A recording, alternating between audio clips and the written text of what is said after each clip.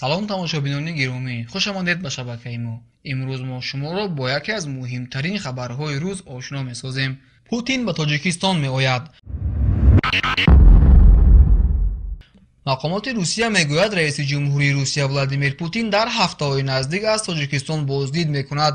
муовини аввали сарвазири Русия Игор Шувалов дар душанбе гуфт: мо ҳама бесаброна мунтазири ин сафарем ва умедворем ки сафари пурмаҳсул мешавад.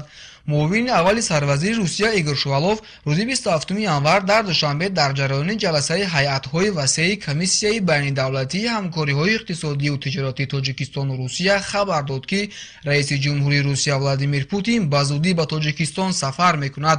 Шувалов аз гуфтани таърихи мушаххаси сафари Путин худдорӣ кард ва танҳо гуфт, ки сафар ҳафтаҳои наздик сурат хоҳад гирифт. Игор Шувалов дар ин робита дар душанбе гуфт: мо бояд хеле ҷиддӣ ба сафари раиси ҷумҳурии Русия Владимир Путин ба Тоҷикистон, ки ҳафтаҳои наздик сурат мегирад, омодагӣ бинем. умедворам, ки масоили ҳалнашуда то сафари президент Путин ҳал мешаванд. мо бесаброна мунтазири ин сафар ҳастем ва умедворем, ки он пурмаҳсул хоҳад шуд.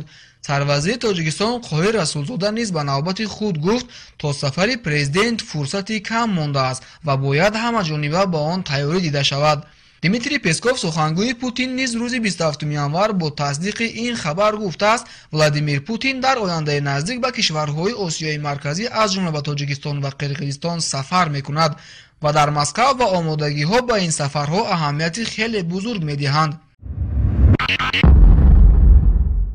яке аз мавзӯи аз нигоҳи сиёсӣ муҳимтар, ки баҳсаш ҳанӯз идома дорад, албатта пойфишории Русия барои ба узвияти Иттиҳоди иқтисодии Авроосиё, яъне Евразес, дохил кардани Тоҷикистон аст.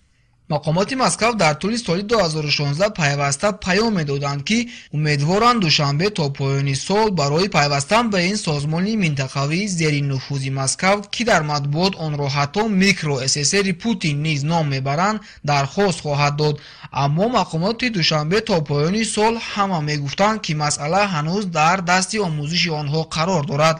ба гуфтаи манобеи огоҳ аз ҷараёни музокираҳои ин масъала, як нигаронии душанбе ин аст, ки дар сурати узвият дар Иттиҳоди Авроосиё даромади бе он ҳам камшудаи гумрукиаш боз ҳам камтар мешавад, чунки ду шарики асосии тиҷоратии хориҷии Тоҷикистон, Русияву Қазоқистон узви Иттиҳоди Авроосиёанд ва як шарти аслии ин созмон бардоштани боҷухироҷи гумрукӣ дар тиҷорати байни ин кишварҳост.